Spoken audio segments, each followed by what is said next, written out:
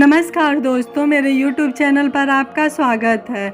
आज गणेश चतुर्थी के उपलक्ष्य में हम गणेश चतुर्थी का महात्म्य और गणेश जन्म की कथा सुनेंगे। एक बार महादेव जी पार्वती जी सहित नर्मदा के तट पर गए।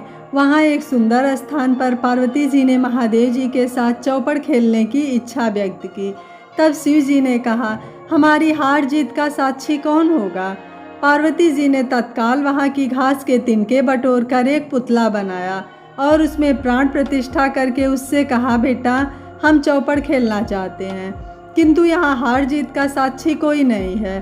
अतः खेल के अंत में तुम हमारी हार जीत के साक्षी होकर बताना कि हम में से कौन जीता कौन हारा। खेल आरंभ हुआ। दैव योग से तीनों बार पार्वती जी ही जीती। जब अंत में बालक से हार जीत का निर्णय कराया गया तो उसने महादेव जी को ही विजयी बताया। परिणामतः पार्वती जी ने क्रुद्ध होकर उसे एक पांव से लगड़ा होने और वहां के कीचड़ में पड़ा रहकर दुख भोगने का शाप दे दिया। बालक ने विनम्रता पूर्वक कहा, माँ मुझसे अज्ञानवश ऐसा हो गया है, मैंने किसी कुटिलता या द्वेष के कारण ऐसा नहीं किया, मुझे क्षमा करे तथा शाप से मुक्ति का उपाय बताएं। तब ममता रूपी माँ को उस पर दया आ गई और वे बोली, यहाँ नाग कन्याएं गणेश पूजन करने आएंगी, उनके उपदेश से तुम गणेश व्रत करके मुझे प्राप्त करोगे। इतना कहकर वे कैलाश पर्वत को चली गईं। एक वर्ष बाद वहाँ श्रावण में नाग कन्याएं गणेश पूजन के लिए आईं। नाग कन्याओं ने गणेश व्रत करके उस बालक को भी व्रत की विधि बताई। तत्पश्चात बालक ने 12 दिन तक श्री गणेश जी का व्रत किया। तब गणेश जी ने उसे दर्शन देकर कहा, मैं तुम्हारे व्रत से प्रसन्न हूँ, मनोवांछित वर मांगो। बालक बोला, भगवान मेरे पाँव में इतनी शक्ति दे दो कि मैं कैलाश पर्वत पर अपने माता पिता के पास पहुँच सकूँ और वे मुझ पर प्रसन्न हो जाएं। गणेश जी तथास्तु कहकर अंतर ध्यान हो गए।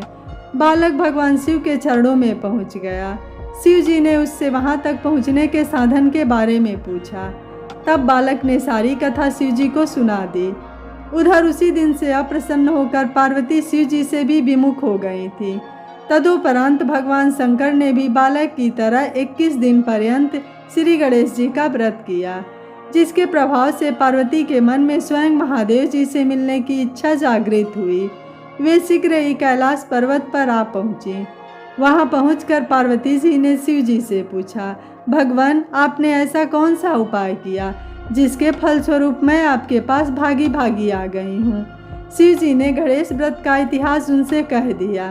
तब पार्वती जी ने अपने पुत्र कार्तिकेय के मिलने की इच्छा से 21 दिन पर्यंत 21-21 की संख्या में दुर्वा पुष्प तथा लड्डुओं से गणेश जी का पूजन किया। 21वें दिन कार्तिकेय जी स्वयं ही पार्वती जी से आ मिले। उन्होंने भी माँ के मुख से इस व्रत का महात्म्य सुनकर व्रत किया।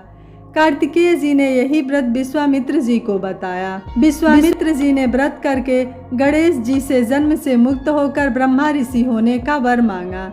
गणेश जी ने उनकी मनोकामना पूर्ण की। ऐसे हैं श्री गणेश जी जो सबकी मनोकामनाएं पूर्ण करते हैं। अभी तक हमने सुना गणेश चतुर्थी का महत्व। अब चलिए गणेश जन्म की कथा सुनते हैं। एक बार महादेव जी स्नान करने के लिए भोगावती गए। उनके जाने के पश्चात पार्वती जी ने अपने तन के मैल से एक पुतला बनाया और उसका नाम गणेश रखा। पार्वती जी ने उससे कहा, हे पुत्र तुम एक मुग्दल लेकर द्वार पर बैठ जाओ, मैं भीतर जाकर स्नान कर रही हूँ। जब तक मैं स्नान न कर लूँ तब तक तुम किसी भी पुरुष को भीतर मत आने देना। भोगावती में स्नान करने के बाद जब भगवान शिव जी आए तो गणेश जी ने उन्हें द्वार पर रोक लिया। इसे शिव जी ने अपना अपमान समझा और क्रोधित होकर उनका सिर धड़ से अलग करके भीतर चले गए। पार्वती जी ने उन्हें नाराज देखकर समझा कि भोजन में विलम्ब होने के कारण महादेव जी नाराज हैं, इसलिए उन्होंने तत्काल 2 थालियों में भोजन परोसकर शिव जी को बुलाया। तब दूसरा थाल देखकर तनिक आश्चर्यचकित होते हुए शिव जी ने पूछा, यह दूसरा थाल किसके लिए है? पार्वती जी बोली, पुत्र गणेश के लिए है जो बाहर द्वार पर पहरा दे रहा है। यह सुनकर शिव जी और अधिक आश्चर्यचकित हुए। तुम्हारा पुत्र पहरा दे रहा है? हाँ नाथ, क्या आपने उसे देखा नहीं? देखा तो था, किंतु मैंने तो अपने रोके जाने पर उसे कोई उद्दंड बालक समझकर उसका सिर काट दिया। यह सुनकर पार्वती जी बहुत दुखी हुई। वे विलाप करने लगीं। तब पार्वती जी को प्रसन्न करने के लिए भगवान शिव ने एक हाथी के बच्चे का सिर काटकर बालक के धड़ से जोड़ दिया। पार्वती जी इस प्रकार पुत्र गणेश को पाकर बहुत प्रसन्न हुई। उन्होंने पति तथा पुत्र को प्रीतिपूर्वक भोजन कराकर बाद में स्वयं भोजन किया।